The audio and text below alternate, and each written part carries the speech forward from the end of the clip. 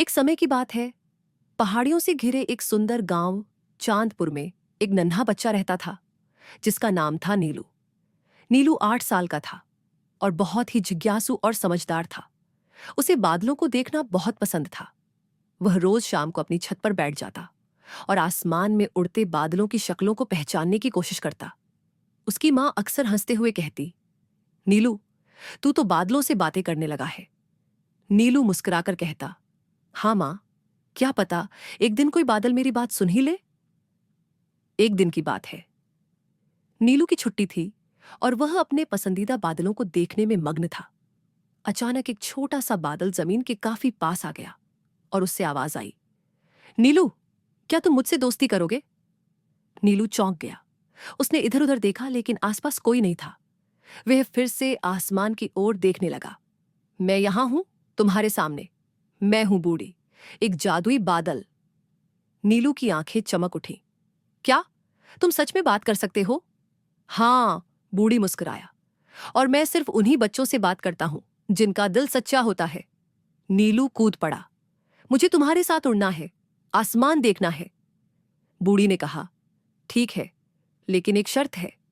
तुम्हें हमेशा सच बोलना होगा और अपने गांव के लिए कुछ अच्छा करना होगा। नीलू ने बिना सोचे हां कर दी।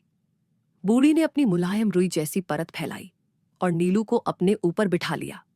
पलक झपकते ही नीलू हवा में उड़ रहा था। नीचे चांदपुर छोटा सा दिख रहा था और आसमान विशाल नीला महासागर लग रहा था। वे उड़ते उड़ते बादलों के एक जादुई राज्य नभलोक में पहुंच गए। वहां सफेद और रंग बिरंगे बादल फूलों की तरह तैर रहे थे। नीलू ने वहां चमकती सीढ़ियां देखीं जो इंद्रधनुष से बनी थीं। नीलू ने पूछा, ये सब क्या है? बूढ़ी ने कहा, ये बादलों का स्कूल है।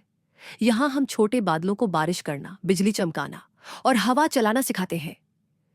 इसी बीच एक गड़गड़ाहट हुई। एक गुस्सैल काले बादल कुर्रू वहां आ गया। बूढ़ी, तुम इंसान के बच्चे को यहां क्यों लाए हो? ये हमारी दुनिया को समझ नहीं पाएगा। नीलू डर गया, लेकिन बूढ़ी ने उसे ढांढस बंधाया। नीलू अलग है, इसे हमारी जरूरत है और हमें इसकी। कुर्रू बोला, तो ठीक है, अगर नीलू यहां रहना चाहता है तो उसे बादलों की परीक्षा देनी होगी। अगर वह हार गया तो उसे सारी यादें भूलकर धरती पर लौटना होगा। बादल परीक्षा अगले दिन नीलू को 3 चुनौतियां दी गई। 1. बारिश करना सीखना। उसे एक छोटे बादल पर बैठकर नीचे खेतों में सही समय पर और सही मात्रा में बारिश करनी थी। पहले तो वह बहुत घबरा गया, लेकिन बूढ़ी की मदद से उसने सही जगह और सही मात्रा में बूंदें गिराईं। 2. इंद्रधनुष बनाना। नीलू को सूरज की किरणें और पानी की बूंदों से इंद्रधनुष बनाना था। यह बहुत कठिन था, लेकिन नीलू ने अपनी कल्पना और धैर्य से 7 रंगों की सुंदर सीढ़ी बना दी। 3. बिजली और तूफान को शांत करना। अंतिम परीक्षा सबसे कठिन थी। आकाश में तूफान आया और कुर्रू ने बिजली फेंकनी शुरू की। नीलू डर गया, लेकिन उसने गहरी सांस ली, अपनी आंखें बंद कीं और कहा, हे आसमान, मैं किसी को चोट नहीं पहुंचाना चाहता, कृपया शांत हो जाओ। अचानक आकाश में शांति छा गई। तूफान थम गया। कुर्रू चुपचाप पीछे हट गया। बादलों के राजा धवल महाराज प्रकट हुए। उन्होंने नीलू को एक जादुई बूंद भेंट की और कहा, नीलू, तुमने साबित किया कि सच्चा दिल और साहस सब कुछ जीत सकता है। अब तुम नवलोक के मित्र हो। जब भी जरूरत होगी, यह बूंद हमें तुम्हारी मदद के लिए बुला लेगी। नीलू को विदा करते हुए बूढ़ी बोला, तुमने जो देखा वह सपना नहीं था, यह तुम्हारे भीतर की ताकत का प्रमाण है। नीलू जब अपनी छत पर वापस पहुंचा तो उसे लगा जैसे कुछ हुआ ही नहीं, लेकिन उसकी जेब में जादुई बूंद चमक रही थी। उसी दिन गांव में कई दिनों से सूखा पड़ा था। खेत सूख गए थे, जानवर प्यासे थे। नीलू ने जादुई बूंद निकालकर आसमान की ओर उठाई और कहा, बूढ़ी, हमें तुम्हारी जरूरत है। बादल घिरे, बूढ़ी प्रकट हुई और हल्की हल्की बूंदाबांदी शुरू हो गई। खेतों में हरियाली लौटने लगी।